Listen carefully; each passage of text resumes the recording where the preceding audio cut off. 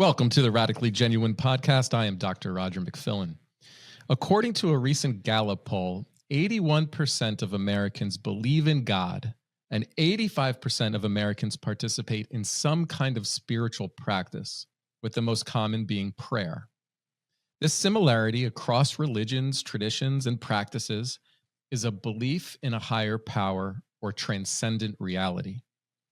Many people who engage in spiritual practices believe in the existence of a divine being, universal consciousness, or some form of ultimate reality beyond the physical world. More than 6 in 10 survey respondents said they pray daily, while 39% say they practice meditation. Millennials and members of Generation Z are more likely than older adults to engage in meditation or other Eastern forms of mindfulness-based practices. Across various religions, traditions often emphasize personal, direct experiences with the divine. And this includes all different types of practices that include prayer and meditation. Estimates range around 40% of Americans claim to have had a profound religious experience that changed their life direction. Under our noses, something remarkable appears to be happening. People everywhere are, quote unquote, waking up. It's not a phenomenon reserved for the esoteric or the spiritually inclined.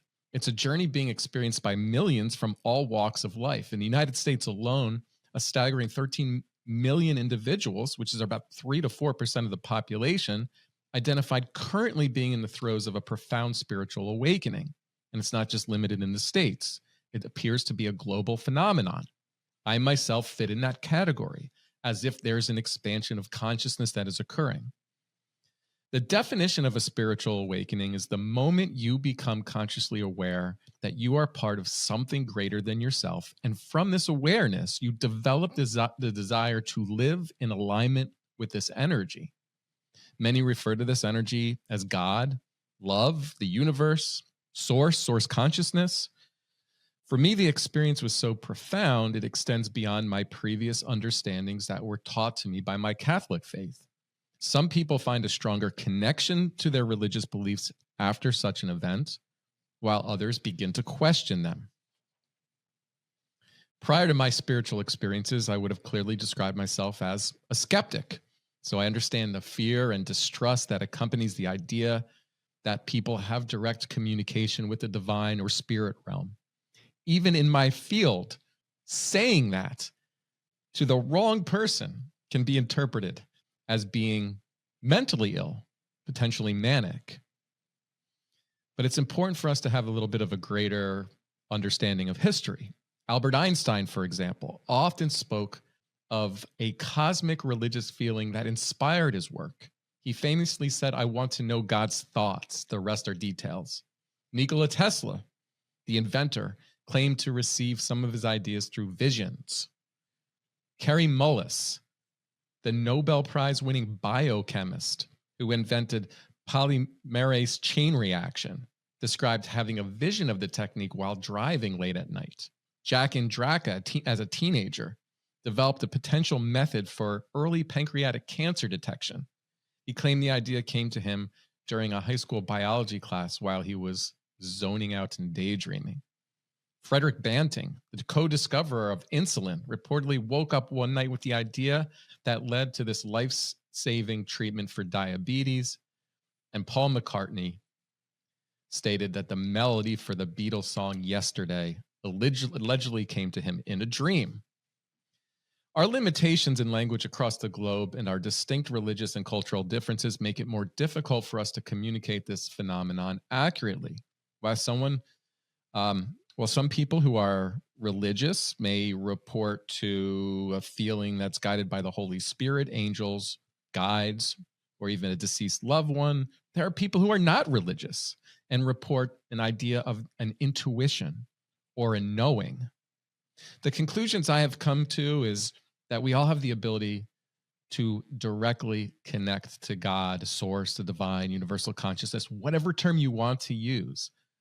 I understand the skepticism some may display if they have yet to have a spiritual awakening or do not identify as one who engages in spiritual or religious practices.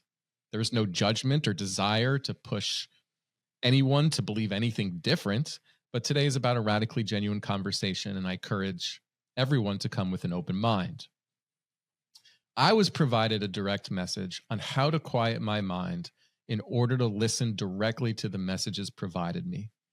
Although as a Catholic, I've always believed that prayer is a direct communication with God, the idea that specific messages can be provided to me was never directly acknowledged, and in combination with our current culture could even be viewed as a psychiatric disorder. There remains challenges I have with Catholic doctrine, biblical inconsistencies, and the differences in which the Bible is interpreted, but this is my own journey. Yet when I've cultivated the skill of quieting my mind, I've been able to allow and trust these messages to be shared with clients in my sessions. They've guided my writings, and they've also influenced my willingness to have conversations like the one we're going to have today. I have read books that have claimed to be channeled. This includes Conversations with God series by Neil Donald Walsh and a series of channeled texts by Paul Selig. I've been reading A Course in Miracles for over 2 years now. I admit that some of the wisdom gleaned from these works has been instrumental in advancing my faith and has even been provided to me at exactly the right time to help a person in my life. The more intentional I become about asking for wisdom or an answer to a question, the more clear the message is delivered. In fact, I had been praying for wisdom and answers to specific questions when a member of today's guest team reached out to me. I asked to read his book prior to agreeing to having him on today's podcast. I can say some of the exact questions I asked were included in the book, and I had a hard time putting it down.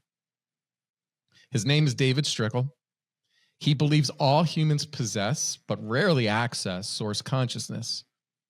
He now refers to this as the stream. In 2017, he launched the Stream of David podcast that has over 1 million downloads. The stream is a channeled wisdom that he feels called to share. He co-authored the book, The TYA Practice, which provides core principles and tools based on universal laws that were channeled directly through him. I look forward to discussing these laws, these principles and tools in greater detail, and even to engage in critical dialogue around religion, the mental health industry, the purpose of life, many of the philosophical questions that plagued humans throughout history and continue to plague us. David Strickel, I want to welcome you to the Radically Genuine podcast. Thanks for having me. It's good to be here. Well, first, I'm curious to know more about you as a person, if you're willing. Clearly, I know that you must deal with a degree of skepticism, and I'm kind of curious to know about your own background and your awakening to these channeling abilities. Certainly. I always start with, I had the great gift of having very disconnected parents in my early childhood. My father left when I was 6. My parents got divorced right after that. My mother fought for custody to sort of get back at her ex-husband who cheated on her and left her for another woman. And then decided she didn't want to be a mother anymore from that point forward. And so I really wasn't parented. My father went on and had another child with his new wife. That kind of became his family. My mother moved us away back to our hometown. And I was really left to my own devices. And that could have gone in a lot of directions, as I'm sure you're aware. But I really just clung to that inner voice that I believe we're all born with. We all have this inner voice and this sort of inner knowing, and we do see it in young children. And I believe that society works it out of us. And I refer to all of that as the matrix, the family teachings, the religion, the things you're picking up on the playground, and you just start working that inner knowing and start shifting your beliefs to align with those who are around you and as a reaction to what you've experienced. So I had this definite inner knowing that carried me through childhood, and I became more aware of it in my teen years. Things got very difficult with my mother. She was definitely mentally ill. I'm not qualified to diagnose which mental illness, but she definitely had some things going on, deep depression for sure. She pretty much wanted to lock herself in her bedroom and be left alone for the rest of her life after my father left. And the teen years became more tumultuous for me because I was, staying out all night, partying, having a lot of fun. I wasn't doing well in school. My mother at one point just was so done with me, she suggested that I commit suicide. You should just kill yourself. You're a useless human being. You're not going to amount to anything. You should just kill yourself. And that was a big turning point for me, because that was when that inner knowing really stepped up and this clarity came. And I was probably between 12 and 14 when this type of talk started happening. And this inner knowing made it very clear to me that this was her mindset and her mental illness, if you will. And it had nothing to do with me, and that I was worthy, that I was capable, that I wasn't what they were telling me I was. I wasn't what the school was telling me I was, because I was a straight F student for a while.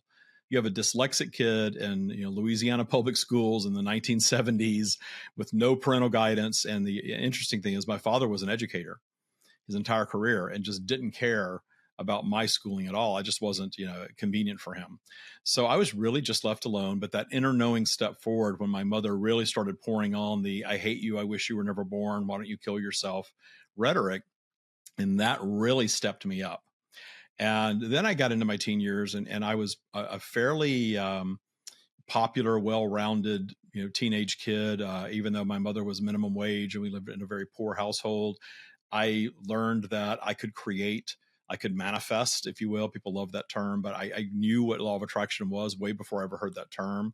I remember describing it to my older brother in 1982 when I was 14, that if we believe something, it actually starts happening. And I really want to figure this out. And so in my teen years, I looked like one of the rich kids in town. And so I sort of went down this path of, wow, money is everything. If I manifest money and if I'm a rich person, I'm going to be happy like the other kids in my town that get to do all the things that I don't get to do. So I really kind of went in that direction for many, many years. But I understood a lot of things that other people just didn't seem to get. And I didn't know what that was about. So I would go see psychics. It took a lot of years and a lot of dabbling and a few books here and there. Nothing really seemed to click for me. I finally saw a psychic named Hazel Burley in Casadega, Florida. It's a little village for psychics. And she told me I was a channel. And I kind of knew what channeling meant. People would say I'm channeling Aretha Franklin or I'm channeling, something like that. I knew what that meant, but I didn't really know what it meant from a spiritual standpoint. And it sounded very odd to me. And I didn't want any part of it because I had built this corporate career. I had this sort of mainstream successful guy persona going on, even though internally the part that I kept hidden was this spiritual aspect. I had long ago stepped away from Christianity that I was raised in, and I called myself an atheist for a moment, but I always knew there was something more. There was an intelligence that was flowing that I didn't believe was specific to me necessarily. There was a clarity that was available. There was certainly a protective energy. A lot of people call this angelic energy. I had times in my life where I probably should have been killed doing some of the things that I did, and I felt protected. Something divinely intervened and kept me okay in these moments, including that moment with my mother that I described. So all of that, I was just exploring that really for 20 years throughout my 20s and 30s until I met Hazel. And she said, "You're a channel. And there is someone that I want to introduce you to through their work called Abraham Hicks." And she showed me this binder, and it had like a dove on it, and it was all purple and gold and the teachings of Abraham. And I remember looking at that thinking, okay, that sounds like the Bible. I've studied that already, been there, done that. I'm not going back to Christianity, and I don't want any part of this channeling stuff. I just want to have a deeper understanding of what's going on. But everything that psychic told me that day was dead on true. So many things came true later that she even made predictions for me in my life. So I kept going back to it. Like, what is this channeling thing? Well, a few years later, I met with Abraham again in a very magical way. It's too long to go into, but it was a very magical situation where somebody told me that I was teaching law of attraction. Had I ever heard of Abraham? I sounded a lot like that. And it was in a business situation. And I, said I didn't really know what that was about. And she really turned me on to Abraham. And I went home the first night with the original teachings of Abraham Hicks, and I just consumed it. I stayed up all night listening to the original 1988 recordings of Jerry and Esther Hicks in a recorder where she was channeling Abraham. And it was like, yes, yes, yes, this is what I've been getting all these years. This makes so much sense. And I really turned into an Abraham junkie for a while. What happened with me, however, was that I felt like I love these teachings. This makes a lot of sense, but there seems to be a missing component, at least for me, that isn't offered here. And I was noticing that there was a lot of frustration in the teachings, even though people kind of replaced, religion with Abraham and made it sort of a religion almost. That there was a lot of questions: How do I do this? How do I do this? How do I get this? I'm still frustrated. How do I get this thing that I want to have? And it seemed to go slanted very materialistic as well. And I was already at a point in my life where I had manifested a lot of material things, a lot of money and success and a lot of nice things. And I realized, okay, this isn't doing the job. This isn't erasing my childhood. I don't like to use the word trauma a whole lot, but all of that stuff that happened with my parents, it isn't erasing, these feelings I've had about myself. The money isn't doing what it's supposed to do. So I started meditating. And pretty early on into my meditation practice, I had what I now know was a Kundalini awakening. And this was, gosh, I mean, just, I would say weeks into meditation, sitting quietly, breathing, and then suddenly having this energy eruption at the base of my spine that it was, for lack of a better term, it was orgasmic. It lit me up. It was electrifying. And I had no idea what it was. I wasn't a spiritual seeker that was out reading tons of spiritual books and things like that. I was pretty much into Abraham. I read a little Wayne Dyer. I really identified with that. And I didn't know what all this was. But after that point, I have since then, and this was in 2010, been electrified. This electrification still zaps through me, and I get sort of guidance, yes and no, physically. And I came to understand, just in going deep into this inner knowing, that these ideas and thoughts and all this clarity drops in, kind of like what's happening with Esther Hicks, but it's not magically coming out of my mouth the way that it did with her. And she has a whole story that she tells about that. So I literally decided to teach myself to channel. So I didn't have a miraculous something took over me and started speaking through me experience at all. I spent time, months, if not years, really, first learning to write it, automatic writing, and then learning to speak it. And I was very disciplined about this. I'm very type A.